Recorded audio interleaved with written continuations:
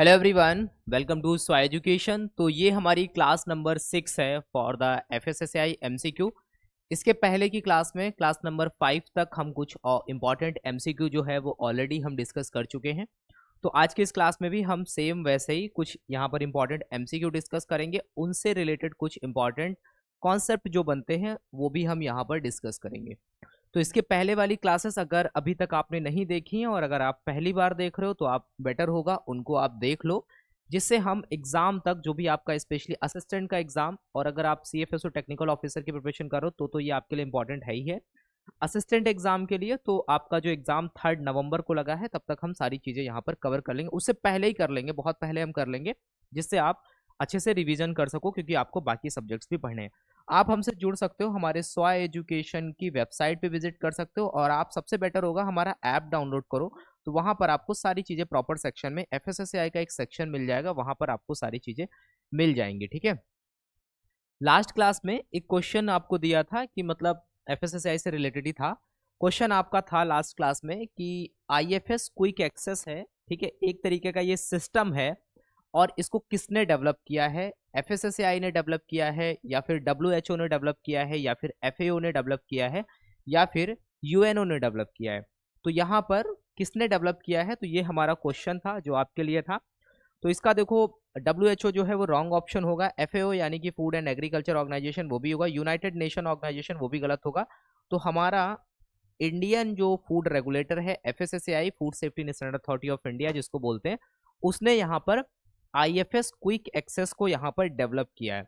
अब IFS quick access के बारे में अगर थोड़ा सा आप समझो कि ये है क्या, तो एफएसएसएआई बहुत सारी चीज़ों को बहुत कुछ ध्यान में रखते हुए उसे ग्राउंड लेवल पे जो भी कमियां महसूस होती हैं, उसे किसी भी तरीके की अगर ये लगता है कि यहाँ पर लोग जागरूक नहीं है, इस बारे में पता होना चाहिए, तो उससे रिलेटेड वो यहाँ पर कई सारे इनिशिएटिव्स लेकर के आता है।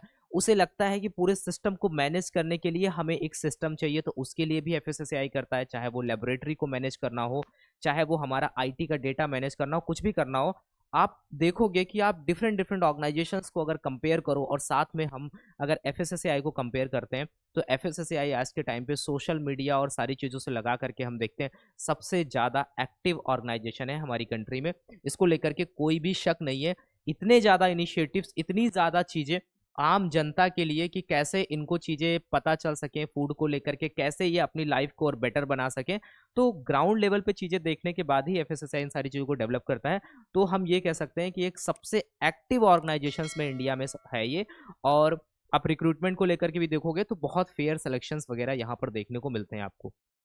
ठीक है, अब यहाँ पर अगर हम बात करते हैं to bring all the standards in a single platform, तो जो एफएसएसएआई के बहुत सारे स्टैंडर्ड्स हैं, ठीक है, रूल्स हैं, रेगुलेशंस हैं, उन रेगुलेशंस में बहुत सारे स्टैंडर्ड्स मेंशन है, different different articles of food को लेकर के, मिल्क को लेकर के, मीट को लेकर के, एग को लेकर के, ऐसे लेकर के बहुत सारे स्टैंडर्ड्स हैं, सीरियल्स को लेकर के।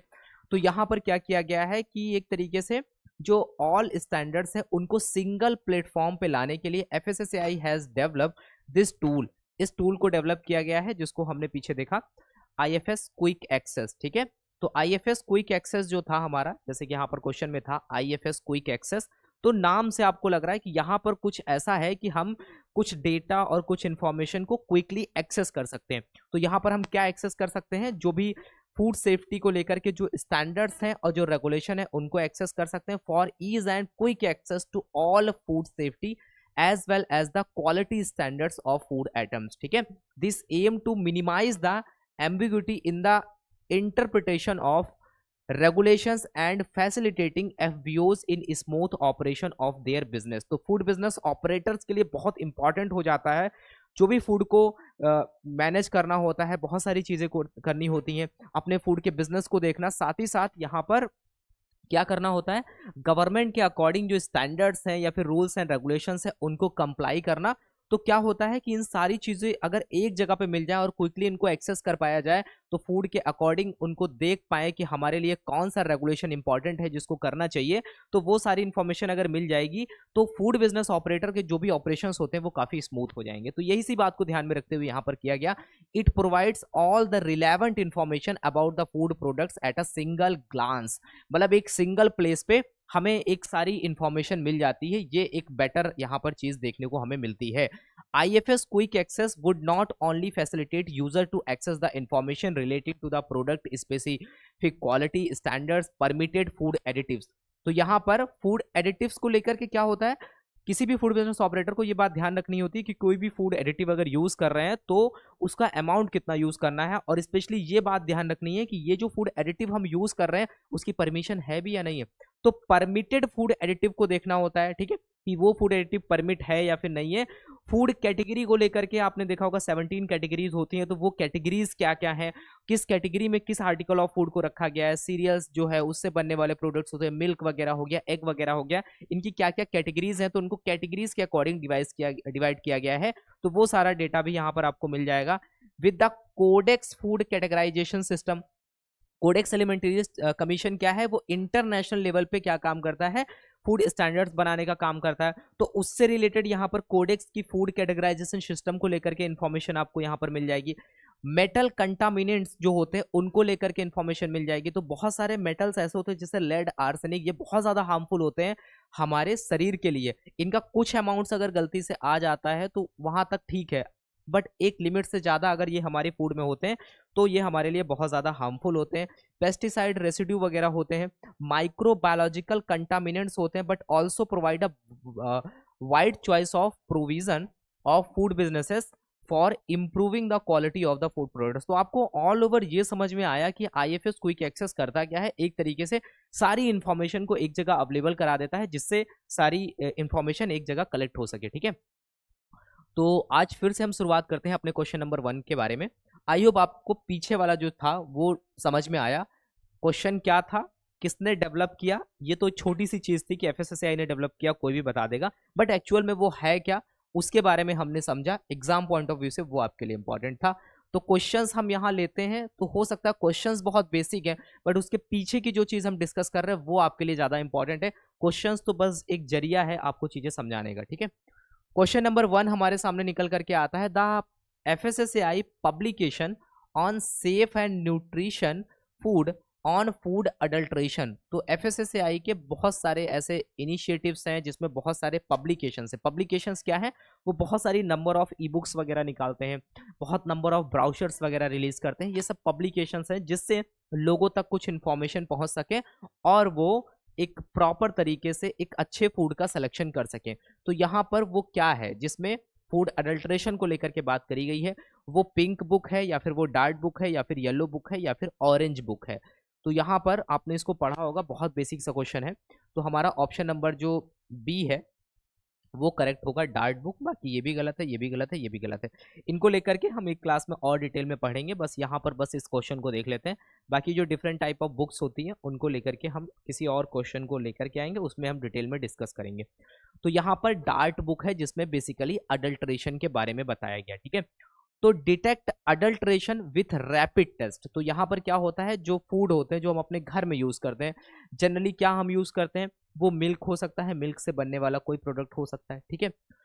और यहाँ पर आप देखोगे different different type of sweets वगैरह होती हैं, मिठाइयाँ वगैरह होती हैं, और ऑयल हम यूज करते हैं। तो ये कुछ बेसिक चीजें होती हैं जिनको हम यूज करते हैं। तो यहाँ पर हम अडल्ट्रेशन को फाइंड कर रहे हैं, हम डिटेक्ट कर रहे हैं अडल्ट्रेशन को विद रैपिड टेस्ट। अब ये रैपिड टेस्ट इस हिसाब से बनाए जाते हैं कि घर में कोई भी बहुत ज्यादा समझदार ना हो, उसके पास में कोई स्किल ना हो, इसके बावजूद भी वो आसानी से घर पे इन नॉर्मल टेस्ट को कर सकता है। एक बुकलेट है, is a compilation of the common quick test यहाँ पर देखने को मिलेंगे for the detection of the adulterant at household. तो ये एक किताब है जिसमें यहाँ पर कुछ बताया गया है अडल्ट्रेशन को लेकर के। छोटे छोटे से टेस्ट है जिनको आप 2 से 5 मिनट में कर सकते हो। तो डार्ट बुक जो है वो मोर देन 50 टेस्ट यहाँ पर कवर करती है, 50 से भी ज्यादा टेस्ट आपको देखने को मिलेंगे, जिसमें आप देखोगे कि सबसे ज्यादा जो है, जैसे कि with the help of water आप कर सकते हो, सिंपल सॉल्यूशंस का आप यूज कर सकते हो, जैसे कि टिंचर ऑफ आयोडीन बहुत आसानी से मिल जाता है फॉर द प्रोडक्ट ऑफ, जैसे कि मिल्क की टेस्टिंग कर सकते हैं, मिल्क प्रोडक्ट की टेस्टिंग कर सकते हैं, ऑयल की टेस्टिंग कर सकते हैं, फैट्स की कर सकते हैं, शुगर की कर सकते हैं, कन्फेक्शनरी की कर सकते हैं, इसके साथ ही साथ फूड ग्रेन्स और या फिर इससे बनने वाले जो प्रोडक्ट हैं, स्पाइसेस हैं, कॉन्डिमेंट्स वगैरह का हम यहाँ पर टेस्ट कर सकते हैं। तो डार्ट बुक क्या है, डार्ट बुक एक बेसिक टेस्ट के बारे में आपको बताती है, ठीक है। क्वेश्चन नंबर 2 हमारे सामने आता है। क्वेश्चन नंबर 2 ये पूछ रहा है कि dash has been declare as the India's first fully organic state. ठीक है, तो आज हम बात करते हैं कि ऑर्गेनिक फूड हमें कंज्यूम करना चाहिए, केमिकल्स से दूर जाना चाहिए। तो उसी को लेकर के एक क्वेश्चन है कि हमारी कंट्री में इंडिया का फर्स्ट ऑर्गेनिक स्टेट कौन है, गुजरात है या सिक्किम है या पंजाब है या असम है। तो बहुत बेसिक क्वेश्चन है, पिछली बार आपने पढ़ा होगा तब भी आपको पता होगा। ठीक है, तो सिक्किम जो है वो यहाँ पर फर्स्ट ऑर्गेनिक स्टेट यहाँ पर हो जाता है। गुजरात भी नहीं है, पंजाब भी नहीं है, असम भी नहीं है। ठीक है, तो यहाँ पर इनको छोड़ करके सिक्किम में आप देखोगे तो फुल्ली ऑर्गेनिक स्टेट है। और इस जर्नी में इनको काफ़ी समय लगा, ये नहीं है कि जस्ट इन्होंने अडॉप्ट किया और तुरंत 1 साल के अंदर ये सारी चीज़ें हो गई। पहले हमें कोई पॉलिसी होती है उसको अडॉप्ट करना होता है। ठीक है, उस पॉलिसी को अडॉप्ट करना होता है, उसके बाद में उस पॉलिसी को इम्प्लीमेंट करना होता है, फिर कई साल लग जाते हैं, उसके बाद में हमें एक रिजल्ट देखने को मिलता है। तो सिक्किम एक ऐसा स्टेट है जो इसमें पूरी तरीके से इम्प्लीमेंट कर पाता है और सारी चीज़ों को कर पाता है। इंडियाज फर्स्ट 100% ऑर्गेनिक स्टेट है सिक्किम। ठीक है, जिसने यहाँ पर ऑस्कर फॉर बेस्ट पॉलिसीज, तो यहाँ पर इसको ऑस्कर अवार्ड भी मिला है। ठीक है, साथ ही साथ यहाँ पर conferred by the food and food agriculture organization भी इसमें इन्वॉल्व है for the world best policies promoting agro ecological and sustainable food system. तो यहाँ पर ये कहाँ से मिला है, तो यूएनए बेसिकली इंटरनेशनल लेवल पे चीजें जो भी होती हैं वो यूएनए करता है, यूनाइटेड नेशन करता है। तो यूनाइटेड नेशन का ही एक ऑर्गेनाइजेशन है फूड एंड एग्रीकल्चर ऑर्गेनाइजेशन। तो उसने यहाँ पर ये एक ऑस्कर अवार्ड दिया है सिक्किम को। किस वजह से, एक तो यहाँ पर प्रमोट करने के लिए एग्रो इकोलॉजिकल पॉलिसीज को इम्प्लीमेंट करने के लिए, साथ ही साथ सस्टेनेबल फूड सिस्टम को इम्प्लीमेंट करने के लिए। सस्टेनेबल फूड सिस्टम का मतलब यहाँ पर ये है कि सस्टेनेबल का मतलब आप समझते हो, सस्टेनेबल का मतलब ये होता है कि अगर हम किसी भी चीज को यूज करें, जैसे आपसे अगर पूछते हैं आज हमारे पास में किस चीज की कमी है, कहीं ना कहीं हमारे पास में रिसोर्सेस की कमी है। ठीक है, हर कंट्री, एक कंट्री दूसरी कंट्री से क्यों लड़ रहा है, क्योंकि उस किसी के पास में रिसोर्सेस ज़्यादा है, किसी के पास में रिसोर्सेस कम है।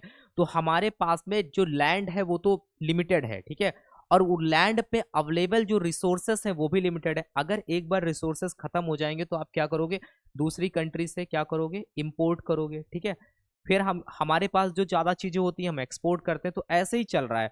तो आप देखते हो कि ये जो एक तरीके से डॉलर इधर जा रहा है और इंडियन करेंसी नीचे जा रहा है, या फिर अदर कंट्री के कंपैरिजन में कंपेयर करते हो, तो इसका रीज़न यही है। हमें ज़रूरत क्या है इन चीज़ों के पीछे भागने की, ज़रूरत इसी वजह से है, हमें रिसोर्सेस चाहिए।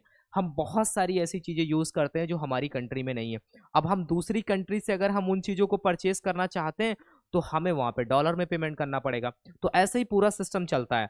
तो सस्टेनेबल फूड का मतलब यहाँ पर इस तरीके से ध्यान दिया जाए कि हम जो भी चीज़ों को यूज़ कर रहे हैं वो इस हिसाब से यूज़ करें कि आगे आने वाली जनरेशन भी उसको यूज़ कर पाए। ये नहीं कि हमने एक बार चीज़ों को यूज़ किया और ख़त्म कर दिया, हमारा काम हो गया, बट आगे आने वाली जनरेशन है जो भी है उनको ये चीज़ें मिल भी पाएंगी या नहीं मिल पाएंगी, इस बात का हमें ध्यान रखना पड़ेगा। तो इसी वजह से हमें एक सस्टेनेबल जो सिस्टम होता है उसको यूज़ करना चाहिए। अब सस्टेनेबल फूड भी है, सस्टेनेबल एग्रीकल्चर भी है, सस्टेनेबल और भी सस्टेनेबल वर्ड हर जगह अप्लाई होता है।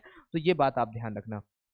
तो यहाँ पर एक इंपॉर्टेंट बात और है, सिक्किम बीट 51 नॉमिनेशंस। तो यहाँ पर 51 नॉमिनेशंस थे फ्रॉम 25 डिफरेंट कंट्रीज थे। तो हमारे लिए बहुत बड़े गर्व की बात है कि इसमें सिक्किम ने क्या किया, 51 नॉमिनेशंस थे उन सबको पीछे छोड़ा, और साथ में यहाँ जो कि डिफरेंट डिफरेंट कंट्रीज से थे, 25 कंट्री से थे, of the world to win the future policy award 2018। तो सिक्किम ने यहाँ पर एक फ्यूचर पॉलिसी अवार्ड उसको मिला है 2018 में। तो ये बात आपको ध्यान रखनी है।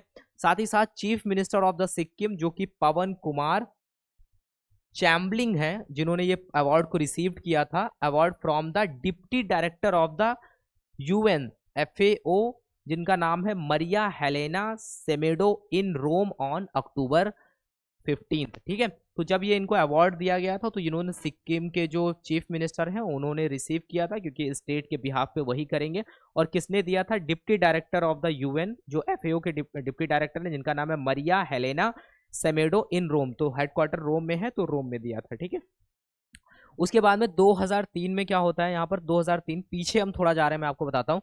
जैसे कि Sikkim become the first state in the India to officially announce the adoption of organic farming to ensure long term sustenance of soil fertility, protection of environment and ecology, healthy living and decreasing the risk of health elements. तो यहां पर देखो, ध्यान दो कि एक policy को implement करने से कितनी सारी चीजें हो रही हैं। पहली बात तो सिक्किम ने 2003 में ये पॉलिसी इंप्लीमेंट करी थी, ठीक है। इसको मतलब अडॉप्ट किया था, इसको साइन किया था कि हम इसको लेकर के चलेंगे। सोचो हम लोग कितने छोटे रहे होंगे तब के टाइम पे, 2003 की बात है, आज 2023 है। सिक्किम ने तब इसको अडॉप्ट किया था। और उसके बाद में क्या होता है कि यहाँ पर ऑफिशियली अनाउंस करते हैं कि हम ऑर्गेनिक फार्मिंग वगैरह करेंगे। और इससे देखो होता क्या है, एक तो सॉइल की जो फर्टिलिटी है वो प्रॉपर रहती है, ठीक है, बढ़िया रहती है। उसके साथ ही साथ प्रोटेक्शन ऑफ इन्वायरमेंट तो होता ही होता है, इकोलॉजी, साथ ही साथ हेल्दी लिविंग होती है, क्योंकि जब हम कोई केमिकल्स वगैरह का यूज नहीं करेंगे तो हेल्थ रिस्क नहीं होंगे। हेल्थ रिस्क बहुत कम हो जाते हैं, मतलब चांसेस ही नहीं है, क्योंकि ज्यादातर चीजें हमारी हेल्थ जो खराब होती है वो खाने पीने से होती है। तो ये सब चीजें यहाँ पर हो जाती हैं। तो आई होप इस स्लाइड से आपको बहुत कुछ इन्फॉर्मेशन मिली। Sikkim is the first organic state, यहाँ पर हो जाता है। बहुत सारे लोग बोलते थे हम टाइम नहीं देते हैं स्क्रीनशॉट लेने का, तो भाई ले लो स्क्रीनशॉट, ये मैं साइड में हो जा रहा हूँ, तो आप यहाँ पर इस स्लाइड का जो है वो स्क्रीनशॉट ले लो, आपके काम आएगा काफी, ठीक है। उसके बाद में आते हैं हम थोड़ा सा इस बारे में कि अगर आप क्लासेस वगैरह लेना चाह रहे हो, ठीक है, क्लासेस वगैरह लेना चाह रहे हो, तो अगर आप चाहते हो कि सब कुछ आपको एक जगह पे मिल जाए, वीडियो लेक्चर्स वगैरह, आपका टाइम बचे, तो ये एक हमने कोर्स बनाया हुआ है स्वाय एजुकेशन के एप्लीकेशन पे आपको मिल जाएगा। यहाँ पर आपको सिंपली प्ले स्टोर से ऐप डाउनलोड करना है, या फिर आप swaeducation.com पे विजिट करोगे वेबसाइट पे, वहां पर आप लॉगिन सेक्शन में जाओगे और आपको कोर्स शो हो जाएगा, जिसमें हम आपको FSSAI और कंप्यूटर पोर्शन प्रोवाइड करते हैं। FSSAI असिस्टेंट के लिए फुल कोर्स नहीं प्रोवाइड करते हैं, सिर्फ और सिर्फ FSSAI और कंप्यूटर प्रोवाइड करते हैं, जिसमें आपको वीडियो लेक्चर मिलेंगे, क्लास नोट्स मिलेंगे, ई बुक्स मिलेगा, टेस्ट सीरीज मिलेगा, और इसको आप PC में भी एक्सेस कर सकते हो, ठीक है। कुछ डाउट इन्फॉर्मेशन कुछ अगर और चाहिए आपको तो आप बेझिझक इस नंबर पे हमें व्हाट्सएप कर सकते हो, ठीक है। आते हैं हमारे क्वेश्चन नंबर 3 पे, ठीक है, आपका ज्यादा समय ना लेते हुए हम क्वेश्चन नंबर 3 पे आते हैं। क्वेश्चन नंबर 3 हमारे सामने है कि food smart consumer portal highlights. तो फूड स्मार्ट कंज्यूमर क्या है, ये भी एक ऑनलाइन पोर्टल है। तो इसमें क्या क्या चीजें हैं, क्या क्या मतलब उसमें इंक्लूडेड है, सीधे क्वेश्चन यही पूछ रहा है। क्लेम एंड मिथ बस्टर्स है, consumers right and smart buying guidance है, वहां पर पॉपुलर पब्लिकेशंस ऑफ FSSAI हैं, या फिर ऑल ऑफ द एबव है। तो यहाँ पर देखो, अगर आपने इसके बारे में पहले पढ़ा होगा, फूड स्मार्ट कंज्यूमर जो पोर्टल है वहां पर लगभग ये सारी चीजें हैं, सारी इंफॉर्मेशन है। कि बहुत सारे मिथ होते हैं, एक सबसे बड़ा मिथ जानते हो क्या रहता, जैसे कि अभी आपको पता है कि फोर्टिफाइड राइस जो है वो मार्केट में आता है, तो बहुत सारे लोग उसको समझते थे कि जो उसमें राइस है उसमें कुछ प्लास्टिक के राइस हैं, तो ये क्या है, ये एक तरीके का मिथ है।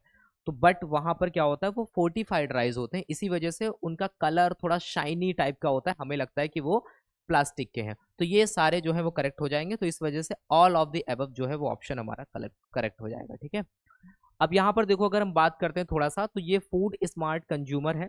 तो यहाँ पर आप वेबसाइट पे जाओगे FSSAI की, तो FSSAI की वेबसाइट पे कई सारे पेजेस इस तरीके से लिंक हैं। तो आपको यहाँ पर www.foodsmart.fssai.gov.in ये पेज भी FSSAI की वेबसाइट पे आप सर्च करोगे आपको मिल जाएगा।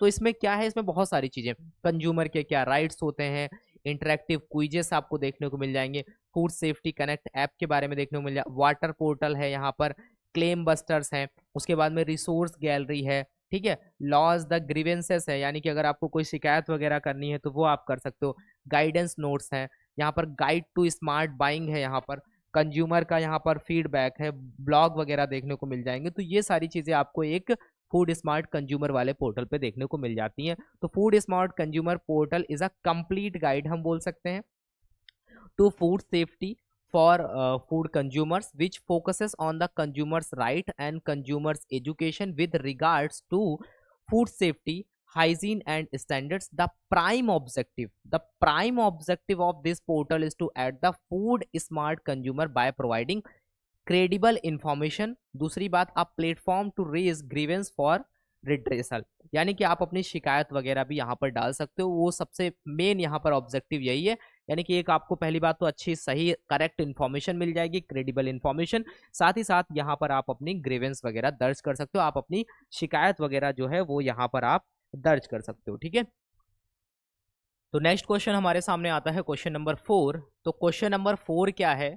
देखो क्वेश्चन नंबर 4 में पूछ रहा है कि every year national consumer day हम सेलिब्रेट करते हैं, इज सेलिब्रेटेड ऑन, ये किस डे को मनाया जाता है? तो ऑप्शंस हमारे सामने दिए गए हैं। 15 मार्च को सेलिब्रेट करते हैं हम, या फिर 20 जून को करते हैं, या फिर 24 दिसंबर को, या फिर 18 मार्च को हम करते हैं।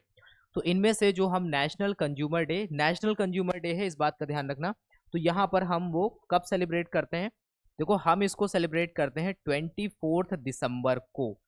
अब इससे रिलेटेड कुछ इंफॉर्मेशन कि ये क्यों हम सेलिब्रेट करते हैं, ये बात आपको पता होनी चाहिए, ठीक है। तो यहाँ पर अगर हम देखें तो सबसे पहली बात आपको जो ध्यान रखनी है वो यही ध्यान रखनी है कि हम 24 दिसंबर को इसको सेलिब्रेट करते हैं।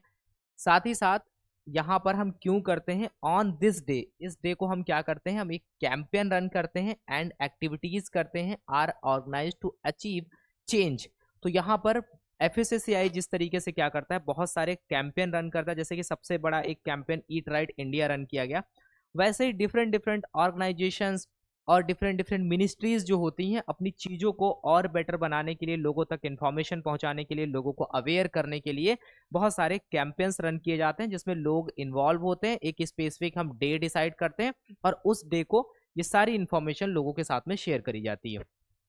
तो यहाँ पर भी सेम ऐसा ही होता है, जिससे क्या होता है कि यहाँ पर to achieve change and modification in the government policies, तो गवर्नमेंट की जो पॉलिसीज हैं हम उनमें कुछ मॉडिफिकेशंस कर सकें, कुछ हम चेंजेस ला सकें, बट कैसे?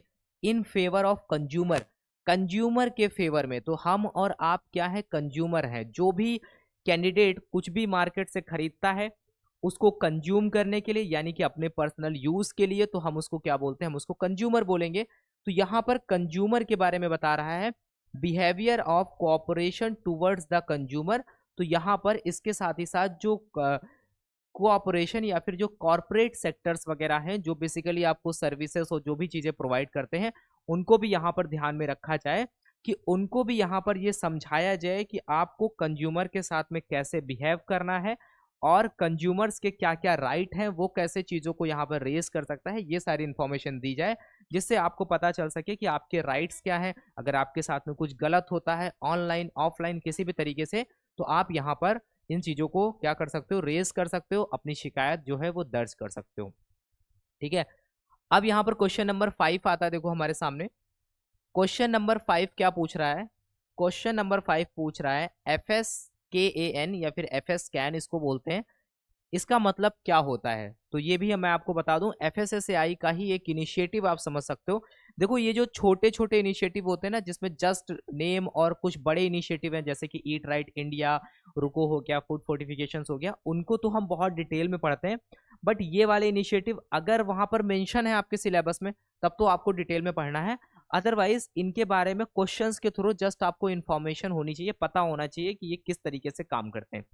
तो जैसे FSCAN मीन्स ये क्या है, इसका मतलब क्या है, food safety knowledge and network है, या फिर food standardization knowledge and network है। ऑप्शन नंबर सी है food safety knowledge assimilation network है, या फिर food standardization knowledge assimilation network है। सुनने में तो सब एक जैसे लग रहे हैं ना, बट हमारा यहाँ पर देखो करेक्ट आंसर क्या होगा, ऑप्शन नंबर सी जो है वो करेक्ट होगा। फूड सेफ्टी नॉलेज और एसिमिलेशन नेटवर्क जो है वो यहाँ पर हमारा करेक्ट आंसर होगा इसका, ठीक है। तो इसके बारे में देखो अगर बात करें तो इसी से मिलता जुलता एक और इनिशिएटिव है जिसको हम ITC FCAN शायद बोलते हैं, तो उसको भी हम अभी देखेंगे आगे।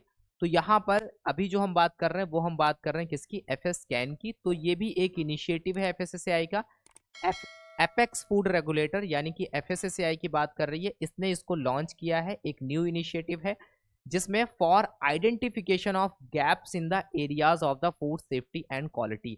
तो कहने का मतलब ये है कोई गैप ऑफ इंफॉर्मेशन है उसको फिल किया जा सके, कहने का मतलब है एक कोऑर्डिनेशन करना। इसका भी काम क्या है, एक कोऑर्डिनेशन करना, जैसे कि साइंटिफिक स्टैंडर्ड्स वगैरह बनाते टाइम पे हमारे पास में एक प्रॉपर इंफॉर्मेशन अवेलेबल हो। साइंटिफिक कमिटी और साइंटिफिक पैनल को ये इनिशिएटिव जो है एक तरीके से क्या करता है, असिस्ट करता है कि वो और बेटर वे में क्या बना सके, स्टैंडर्ड्स बना सके।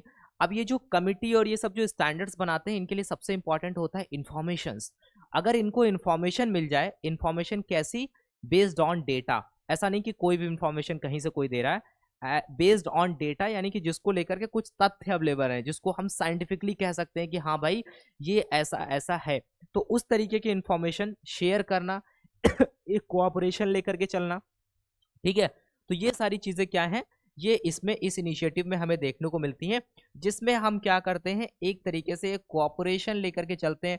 रिसर्च हो गया, रिसर्च एंड डेवलपमेंट हो गया, इसके अलावा जो आप देखोगे टेस्टिंग वगैरह हो गया, या फिर स्टैंडर्ड्स वगैरह हो गया, तो इसको लेकर के एक इंफॉर्मेशन को शेयर करने का एक प्लेटफॉर्म हम ये कह सकते हैं, ठीक है। क्वेश्चन नंबर 6 हमारे सामने आता है, इसको आप थोड़ा सा ध्यान से समझना। The initiative by FSSAI as mandated under section 16 subsection 3 clause number E of the FSSAI Act क्या है यहाँ पर? पहला ऑप्शन है फोस्टैक है, दूसरा ऑप्शन है इन्फोलनेट है, FS कैन है, या फिर ITC FS कैन है, ठीक है, ITC FSAN है, ठीक है। तो यहाँ पर देखो इसका जो आंसर होगा, यहाँ पर जैसे कि आपके सामने ऑप्शंस रखे गए हैं, तो यहाँ पर अगर हम इसको लेकर के चलें तो FS कैन भी इसका ऑप्शन होगा। यहाँ पर थोड़ा सा क्वेश्चन में थोड़ी गलती है, बट इसको हम समझ लेते हैं ये क्वेश्चन क्या कहना चाह रहा है। क्वेश्चन में आपसे ये पूछा गया है, जब आपको फूड लॉ पढ़ाया गया है, फूड लॉ अगर आपने मेरी क्लासेस पढ़ी होंगी तो बहुत डिटेल में पढ़ा होगा, जब हम food Safety and standard act पढ़ते हैं 2006 वाला, ठीक है, अब उसमें नंबर ऑफ चैप्टर्स हैं, उसमें जब हम स्पेशली बात करते हैं चैप्टर नंबर 2 के बारे में, तो चैप्टर नंबर 2 क्या है, जिसका नाम ही है FSSAI। FSSAI जब हम पढ़ना स्टार्ट करते हैं तो उसमें नंबर ऑफ सेक्शंस हमें देखने को मिलते हैं, ठीक है, लगभग सेक्शन नंबर 4 से स्टार्टिंग होती है, सेक्शन नंबर 4 से हम पढ़ना स्टार्ट करते हैं, और आई थिंक सेक्शन नंबर 17 पे हम जाके रुकते हैं। तो सेक्शन नंबर 4 से सेक्शन नंबर 17 तक हमारे सामने जो भी चैप्टर नंबर 2 है उसमें टोटल FSSAI के बारे में बताया गया। अब उसका जब हम सेक्शन नंबर 16 देखते हैं तो सेक्शन नंबर 16 जो है वो FSSAI के बारे में लिखा गया है कि उसकी रोल्स, रिस्पॉन्सिबिलिटीज और उसकी ड्यूटीज के बारे में, यानी कि FSSAI की ड्यूटीज क्या होंगी, तो FSSAI की क्या क्या ड्यूटीज होंगी, उसके क्या क्या फंक्शंस होंगे, उसके बारे में यहाँ पर क्या किया गया है, लिखा गया है। तो आपको यहाँ पर क्या बात समझनी है, क्वेश्चन में यही पूछ रहा है कि सेक्शन नंबर 16 के सब सेक्शन नंबर 3 को ध्यान में रखते हुए FSSAI ने इनमें से कौन सा इनिशिएटिव जो है वो लॉन्च किया है, ठीक है। देखो FS कैन भी उसी का है, ITC FSAN भी उसी का है, तो इस बात को आप ध्यान रखना। बट अब इसके बारे में थोड़ा सा और डिटेल में समझे, तो क्वेश्चन पीछे जो था उसको बिल्कुल ये नहीं है कि जस्ट आपने उसमें रट लिया C था D था, ऐसा कुछ नहीं है, आप समझो इस क्वेश्चन में पूछ क्या रहा है। तो जब हम food safety in standard act 2006 को पढ़ते हैं तो वहां पर जब हम उसको पढ़ते हैं तो वहां पर 16 है, सेक्शन नंबर 16 है, 2006 एक्ट का है, उसमें सबसे इंपॉर्टेंट बात क्या क्या डिस्क्राइब करी गई है, वहां पर क्या डिस्क्राइब किया गया, वहां पर ड्यूटीज के बारे में बताया गया है, वहां पर फंक्शंस के बारे में बताया गया, किसकी ड्यूटीज किसके फंक्शंस, FSSAI के, ठीक है, food Safety and Standard Authority of India के। तो सेक्शन नंबर 16 का सब सेक्शन नंबर 3 का क्लॉज नंबर E जो है वो मैंडेट करता है, मेंशन करता है, और एक तरीके से मैंडेट भी करता है कि आपको ये सारी चीजें करनी होंगी। FSSAI को बोलता है FSSAI शैल इस्टेब्लिश, शैल इस्टेब्लिश का मतलब यहाँ पर ये है कि जब ये एक्ट बना था, एक्ट तो 2005 में लगभग बिल पास हुआ था, ठीक है, बिल आया था मतलब उसको लेकर के 2006 में एक्ट बन के तैयार हुआ था। तो जब ये एक्ट बन रहा था 2005 और 6 की बात है, तभी वहां पर लिखा गया था कि FSSAI शैल इस्टेब्लिश, FSSAI के आने से पहले ही उसका काम लिख दिया गया था कि उसको काम क्या करना होगा, तभी लिखा गया था FSSAI shall establish a system of network, वो क्या करेगा, एक सिस्टम ऑफ नेटवर्क करेगा। तो इन्हीं चीजों को FSSAI आज के टाइम पे धीरे धीरे कर भी रहा है। वो अपना एक्ट उठा करके देखते हैं, उसमें देखते हैं कि उनका क्या काम है, जो काम वो कर चुके हैं उसमें टाइम टू टाइम उसमें और मॉडिफिकेशंस करते रहते हैं और उसको बेटर बनाने की कोशिश करते हैं, और जो काम उन्होंने नहीं किए हैं उनको करने की कोशिश करते हैं। तो यहाँ पर एक system of network of organisation है with the aim to facilitate scientific cooperation framework by coordination of the activities the exchange of information, development and implementation of joint project. तो यहाँ पर क्या होता है, यहाँ पर होता क्या है, देखो क्या होता है कि ये एक तरीके से जो सिस्टम बनाया गया है वो यहाँ पर किस हिसाब से बनाया गया है, यहाँ पर इस हिसाब से बनाया जाएगी कि हम एक तरीके से इंफॉर्मेशन को लोगों के साथ में शेयर कर सकें। तो ITC FSAN, ITC FSAN बोलो इसको, ये एक सबसे बड़ा एग्जाम्पल है। कैसे, यहाँ पर देखो इसका नाम क्या है, ITC, यानी कि यहाँ पर किस बारे में बात हो रही है, यहाँ पर जो भी बात हो रही है हम इंटरनेशनल ट्रेनिंग सेंटर की बात कर रहे हैं। ITC मतलब इंटरनेशनल ट्रेनिंग सेंटर है। FSAN का मतलब है food Safety and applied nutrition. तो इंटरनेशनल नाम आ गया, इसका मतलब यहाँ पर इंटरनेशनल लेवल के कुछ ऑर्गेनाइजेशंस भी इन्वॉल्व हैं, ठीक है, उनको भी यहाँ पर रखा गया। तो इसके बेनिफिट क्या मिलेंगे, इसके बेनिफिट ये मिलेंगे कि जब ये आपस में इंफॉर्मेशन को शेयर करेंगे, अपने एक्सपीरियंसेस को शेयर करेंगे, तो हम और अच्छे से साइंटिफिक रिसर्च कर पाएंगे और अच्छे से स्टैंडर्ड्स बना पाएंगे और प्रॉपर मैनर में हम चीज़ों को इम्प्लीमेंट कर पाएंगे। तो एक तरीके से एक्सचेंज ऑफ इंफॉर्मेशन है यहाँ पर, कोऑर्डिनेशन ऑफ एक्टिविटीज़ है, development and implementation of joint project हमें यहाँ पर देखने को मिलता है। तो ITC FS जो है, AN जो है, एक यूनिक ट्रेनिंग फैसिलिटी है, इस बात का ध्यान रखना, एक यूनिक ट्रेनिंग फैसिलिटी है जहां पर हम बात करते हैं that is a testimony for the international collaborative efforts exemplifying the importance of the partnership and collaboration. तो यहाँ पर इंटरनेशनल लेवल पे क्या पार्टनरशिप हुई है उस बात को ध्यान रखना। तो यहाँ पर कौन कौन इन्वॉल्व है इस बात को समझो। तो the centre is established through an alliance between the, किनके बीच में यहाँ पर अलायंस है, food regulatory bodies of India, वो कौन है, FSSAI है, यानी कि food Safety and Standard Authority of India, एक ये हो गया। दूसरा यहाँ पर एक्सपोर्ट इंस्पेक्शन काउंसिल हो गया। तीसरा यहाँ पर जैसे मैंने आपको पिछले कुछ MCQs में बताया था, ग्लोबल फूड सेफ्टी पार्टनरशिप। ये तीनों मिलकर के ITC FSAN को बनाते हैं और यहाँ पर एक तरीके से, अब ये जो मैंने आपको बताया ग्लोबल फूड सेफ्टी पार्टनरशिप, ये किसका इनिशिएटिव है, ये वर्ल्ड बैंक का इनिशिएटिव है। तो जब ये वर्ल्ड बैंक का इनिशिएटिव है तो यानी कि बाहर का है, इंटरनेशनल लेवल का है, और एक्सपोर्ट इंस्पेक्शन जो काउंसिल है वो हमारा इंडियन है। तो जो भी हम प्रोडक्ट एक्सपोर्ट करते हैं उसका इंस्पेक्शन वगैरह जो सब करना होता है वो इसके अंडर में आता है, एक्सपोर्ट इंस्पेक्शन काउंसिल के अंडर में। तो यहाँ पर FSSAI, EIC और साथ ही साथ GFSP तीनों मिलकर के ITC FSAN को बनाते हैं और इसका काम क्या है वो मैंने आपको समझा दिया, ठीक है। तो आप जब और अच्छे से थोड़ा बहुत पढ़ोगे तो आपके सामने चीजें क्लियर हो जाएंगी। तो ऐसे क्वेश्चन जब भी घुमा करके कुछ भी आएगा तो आप कर पाओगे, ठीक है। किसी भी चीज का पर्पस क्या है, गवर्नमेंट उसको क्यों लेकर के आई है, उसका काम क्या है, उसके ऑब्जेक्टिव क्या है, उसका फंक्शन क्या है, और किस मतलब कहाँ से इसको पावर्स वगैरह मिली है, मेन ओरिजिन क्या है, किस वजह से इसको बनाया गया, ये सब कुछ बेसिक पॉइंट अगर आपके क्लियर हैं तो आप क्वेश्चन में फंसोगे नहीं। क्वेश्चन नंबर 7 हमारे सामने आता है, adulterant means. Adulterant means, adulterant होता क्या है, बेसिक चीज है बट बहुत परेशान करता है। अगर आपके सामने कुछ ऐसे ऑप्शंस डाल दिए जाएं तो आप खुद में कंफ्यूज हो जाओगे आंसर क्या होगा। तो यहाँ पर पूछ रहा है अडल्ट्रेंट का क्या मतलब होता है। ऑप्शन नंबर ए है, any article obtained from a diseased animal, यानी कि जिसको डिजीज वगैरह है उस एनिमल से अगर हम लेते हैं तो अगर हम उसको अडल्ट्रेंट बोलेंगे। Any colouring matter other than that prescribed, अगर उसमें कोई कलरिंग मैटर या सब्सटेंस है तो हम उसको अडल्ट्रेंट बोलेंगे क्या। Any material employed for the purpose of the making the food unsafe, ये सही होगा। या फिर any article containing any poisonous ingredient, तो हम उसको अडल्ट्रेंट बोलेंगे क्या। तो यहाँ पर देखो अगर हम एज पर लॉ देखते हैं, एज पर लॉ यानी कि food Safety and standard act 2006 का जब हम सेक्शन नंबर 3 पढ़ते हैं तो सेक्शन नंबर 3 में इंपॉर्टेंट डिफिनीशंस के बारे में बताया गया है, तो वहाँ अडल्ट्रेंट की डिफिनीशन भी लिखी गई है। तो सबसे पहला उसके अकॉर्डिंग गलत हो जाएगा, दूसरा वाला भी गलत हो जाएगा, चौथा भी गलत हो जाएगा, ऑप्शन नंबर 3 जो है वो हमारा सही होगा। देखो अडल्ट्रेंट, अडल्ट्रेशन, इसके बारे में अगर हम समझें तो ये आप कह सकते हो कि ये कोई नेचुरल प्रोसेस नहीं है अडल्ट्रेंट वगैरह और अडल्ट्रेशन। तो अडल्ट्रेशन की एक अपनी अलग परिभाषा है, जब कोई फूड बिजनेस ऑपरेटर या फिर हम और आप अपने बेनिफिट के लिए किसी भी आर्टिकल ऑफ फूड में एक फाइनेंशियल बेनिफिट के लिए कि हाँ भाई अगर किसी भी चीज़ का अमाउंट 10 केजी है, अगर हमें उसे बढ़ाना है 12 केजी करना है, तो हम उसमें कुछ एक्स्ट्रा सब्सटेंस ऐड कर देते हैं। हम ऐसे सब्सटेंस उसमें ऐड करते हैं कि जो देखने में पता ना चले, जिनका कलर और अपीयरेंस देखने में सेम हो, लोगों को पता भी ना चल पाए और उसको वो कंज्यूम कर पाएंगे। तो वहाँ पर क्या होगा कि हम उसका टोटल जो क्वांटिटी था वो 10 केजी था, बट उसने उसने 2 केजी क्या किया, अडल्ट्रेंट ऐड कर दिया, जिससे लोगों को पता भी नहीं चला, लोगों ने कंज्यूम कर लिया, किसी को कुछ पता नहीं चला, उसने वहां पर 2 केजी जो था वो उसका बेनिफिट हो गया, तो उसको यहाँ पर फाइनेंशियल बेनिफिट हुआ।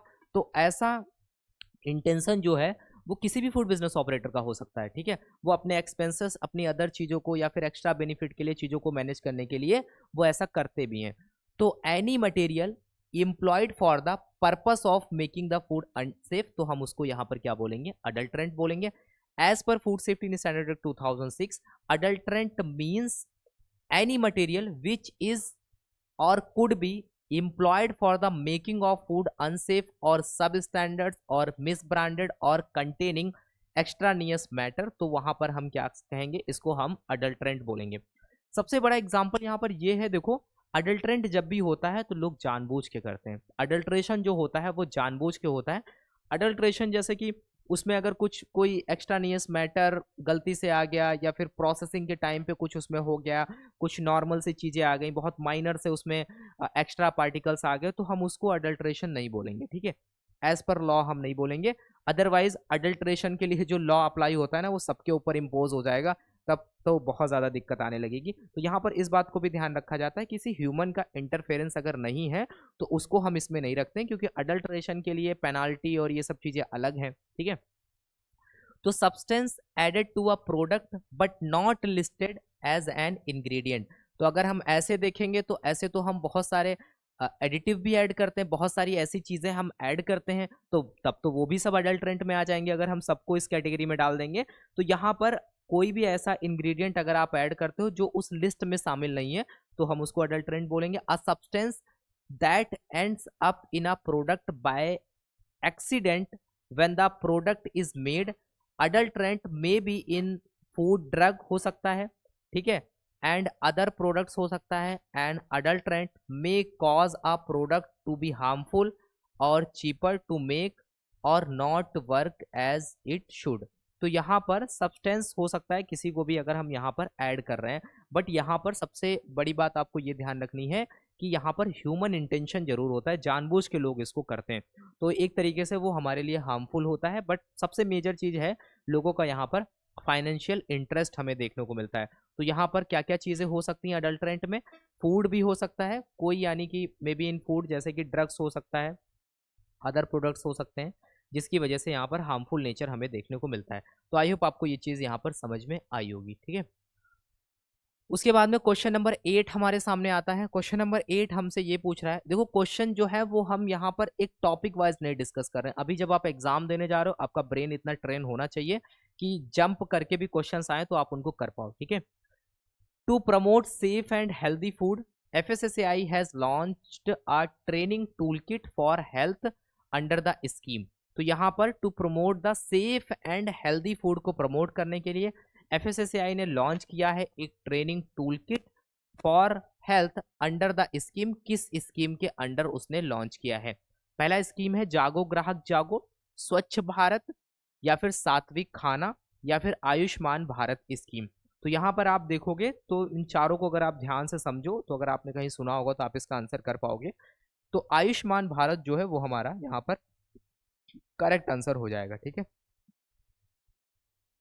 इसके बारे में थोड़ा सा अगर हम और देखें एक्सप्लेनेशन में कि to promote the safe and healthy food, तो आपके स्टेटमेंट ऐसे ही पूछे जाते हैं।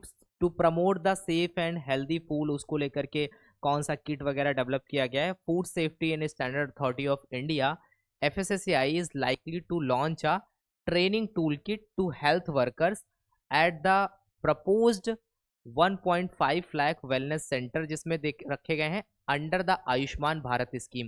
तो स्कीम क्या थी? आयुष्मान भारत स्कीम थी, ठीक है, ये अपनी सेंट्रल गवर्नमेंट की स्कीम है। उस स्कीम के अंडर में यहाँ पर ये जो लाया गया है सिस्टम, ठीक है, यहाँ पर जो टूल किट्स वगैरह आप देखोगे जिनको बनाया गया है और जो भी चीज़ें यहाँ पर रखी गई हैं, उसमें किस ऑर्गेनाइजेशन ने काम किया है? FSSAI ने काम किया। यहाँ पर प्रमोट किसको करना था, सेफ एंड हेल्दी फूड को। तो एफएसएसएआई ने अपने उसका जो काम है सेफ एंड हेल्दी फूड को प्रमोट करने के लिए वो ऐसे भी कई सारे इनिशिएटिव्स लेकर के आते हैं, सेंट्रल गवर्नमेंट की अदर स्कीम्स का सहारा लेते हैं, उनके थ्रू कुछ बेनिफिट पहुंचाने की कोशिश करते हैं। तो FSSAI is also launching a national campaign, ठीक है। तो ये उस टाइम का है, टुडे इस वजह से यहाँ पर लिखा गया है, by the name of the eat right movement with health and wellness center to integrate its existing initiative safe and nutritious food, इसको SNF बोलते हैं, at school home workplace, इसके साथ ही साथ as well as food fortification.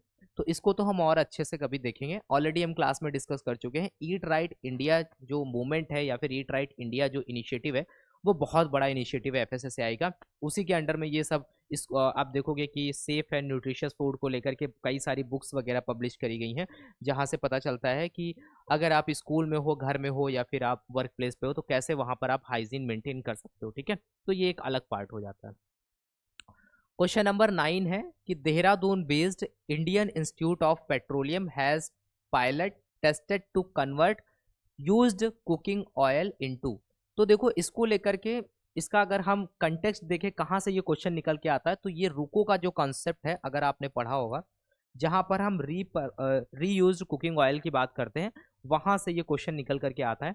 तो यहाँ पर पूछ रहा है कि जो देहरादून बेस्ड एक इंस्टीट्यूट है जिसको हम इंस्टीट्यूट ऑफ पेट्रोलियम बोलते हैं, उसने यहाँ पर एक तरीके से एक प्रोजेक्ट स्टार्ट किया है, पायलट प्रोजेक्ट है, जिसको लेकर के यहाँ पर क्या है, कुकिंग ऑयल को कन्वर्ट करने की बात कर रहे हैं। क्या कर रहे हैं, जो रीयूज्ड कुकिंग ऑयल होता है उसको हम यूज करके उसको हम कन्वर्ट करने की बात कर रहे हैं।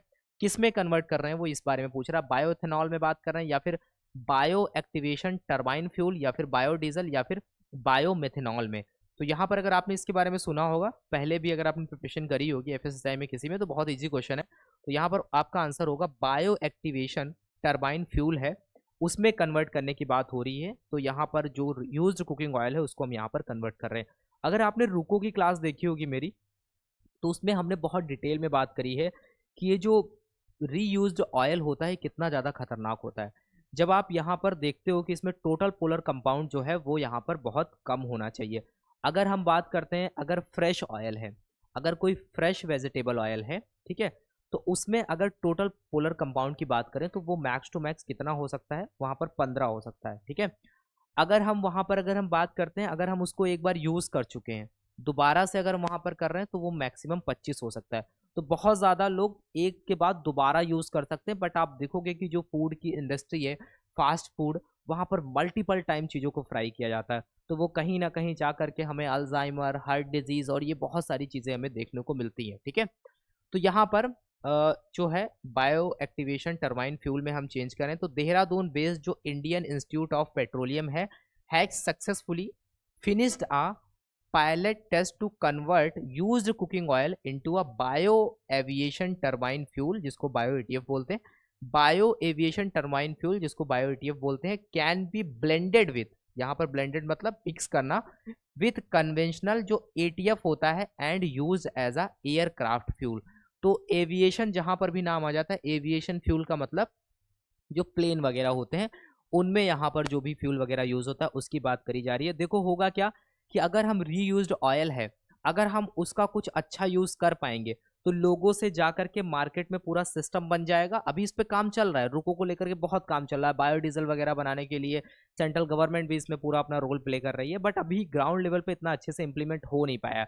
तो उसमें क्या होता है कि उसमें अगर हम वहां से कलेक्ट करेंगे तो लोग क्या करेंगे, अगर उनको यूज किया हुआ ऑयल है, अगर उसकी कुछ कीमत उनको मिल जाएगी तो वो उसको दोबारा से यूज नहीं करेंगे और वो यहाँ पर गवर्नमेंट को दे देंगे और गवर्नमेंट जाकर के इसको इस काम में यूज कर सकती है। तो इससे क्या हुआ, इससे ये हुआ कि जो भी वो वेस्ट था उसको फेंकना नहीं पड़ेगा, उससे हमारा एक अलग पर्पस सॉल्व हो रहा है।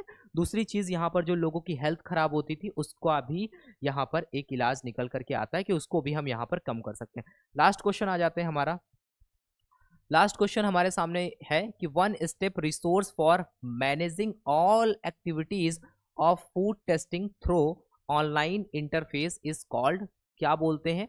तो यहाँ पर किस बारे में, managing all activities of food testing, all activities को तो मैनेज कर रहा है वो किससे रिलेटेड, फूड टेस्टिंग से रिलेटेड। तो ऑप्शंस क्या है, एफएसएसएआई वेबसाइट है, आईएफएस क्विक एक्सेस है, एफपैस है, या फिर इन्फोलनेट है। तो इसके बारे में ऑलरेडी आपने पीछे पढ़ा होगा, ठीक है। तो यहाँ पर जब लेबोरेटरी फूड टेस्टिंग की बात आती है तो वहाँ पर इन्फोलनेट जो है वो यहाँ पर रोल में आ जाता है। तो ऑप्शन नंबर डी जो है हमारा वो करेक्ट होगा। तो यहाँ पर अगर हम देखें, यहाँ पर अगर हम बात करते हैं इन्फोलनेट के बारे में, तो ऑलरेडी हम इसके बारे में पीछे बात कर चुके हैं। तो इन्फोलनेट क्या है, एक तरीके से will have a network of lab है connected to a centralise system, जिसको हम क्या बोलते हैं, एलएमएस बोलते हैं। एलएमएस के बारे में पहले पढ़ा था, लैब मैनेजमेंट सिस्टम बोलते हैं। और यहाँ पर based on the information collected all national lab can be further categorise into based on. तो यहाँ पर एक तरीके से क्या क्या चीज़ें हैं, रेगुलेटरी पर्पसेस हैं, इसके बारे में ऑलरेडी पीछे हम पढ़ चुके हैं। अवेलेबिलिटी ऑफ टेस्टिंग फैसिलिटी है, ओनरशिप ऑफ लेबोरेटरी है, बेसिक्स ऑफ एक्रेडिटेशन है, उसके अलावा ज्योग्राफिकल लोकेशन है, गवर्नमेंट सपोर्ट्स है, मोबाइल लैब्स एंड मोर है। तो यहाँ पर इन्फोलनेट एक तरीके से सारे डेटा को मैनेज करने का काम करता है। लेबोरेटरी से रिलेटेड जो भी डेटा हो, चाहे स्टेट लेवल पे हो, सेंट्रल लेवल पे हो, मोबाइल लैब्स का डेटा हो, यानी कि जो वैन वगैरह जाती हैं उनका पूरा डेटा हो, साथ ही साथ ओनरशिप ऑफ लेबोरेटरी हो, प्राइवेट जो लैब्स वगैरह हैं उनको लेकर के जो भी चीज़ें हैं, रेगुलेटरी पर्पसेस क्या क्या हैं उनको लेकर के सारा का सारा डेटा यहाँ पर एक जगह पे आपको कंपाइल देखने को मिलता है, ठीक है। आज की क्लास शायद काफ़ी बड़ी हो गई है, ठीक है, फिर भी हमने जो चीज़ें डिस्कस करी हैं वैसे ही हम करते रहेंगे। आपका थोड़ा सा टाइम निकाल करके आप यहाँ पर आते रहो, क्लासेस को अटेंड करते रहो, और बाकी धीरे धीरे करके हम सारी चीज़ों को यहाँ पर कवर कर लेंगे, लास्ट तक देख लेंगे। जो चीज़ें हम अपनी तरफ से जब कवर कर लेंगे उसके बाद आपसे पूछ लेंगे, आप बताओगे जो टॉपिक, तो एक्स्ट्रा एक दो क्लासेस में हम उनको ऐड कर लेंगे, ठीक है। तो आई होप क्लासेस आपको समझ में आ रही है। बस आपसे एक रिक्वेस्ट है, अगर आप चैनल पर नए हो तो प्लीज़ यार चैनल को सब्सक्राइब कर लेना, साथ ही साथ बेल आइकन को जरूर दबाना, जिससे इंपॉर्टेंट नोटिफिकेशंस वगैरह आप तक पहुंच सकें। इसके अलावा मैंने आपको बताया कि आपको एक सिंगल प्लेटफॉर्म पे सारी चीज़ें चाहिए, तो आप सो एजुकेशन का मोबाइल ऐप डाउनलोड कर सकते हो, वहाँ पर आपको सारी चीज़ें मिल जाएंगी। आप soeducation.com वेबसाइट पे भी विजिट कर सकते हो। तब तक के लिए यही था आज की क्लास में, मिलते हैं नेक्स्ट क्लास में।